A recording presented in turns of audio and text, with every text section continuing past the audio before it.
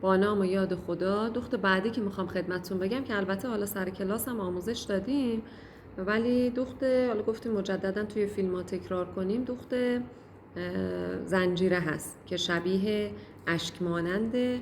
و حالا این نخ مومی من بچه ها نگاه کنین، ضخیم نخ مومی ایرانی، به خاطر همین از روزنه های چرم رد نمیشد.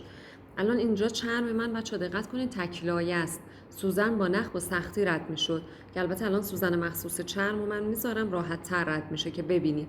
ولی در کل وقتی که میخوایم کار چرم انجام بدیم بهتر، طبیعتا دولایه است دیگه چرممون، بهتره که سنبه 1.5 یا 2 بخوره. 2 که بزرگ، هم سنبه 1.5 راحت تر رد میشه.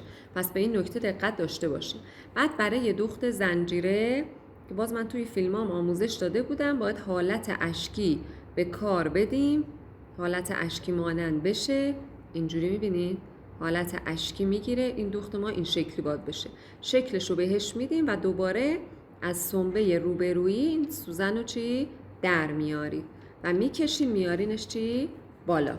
حالا من این سوزنمو بچه ها عوض میکنمش سوزن چند وجهی، سوزن مخصوص چرم، بعد خودتون تغییرش رو متوجه میشید.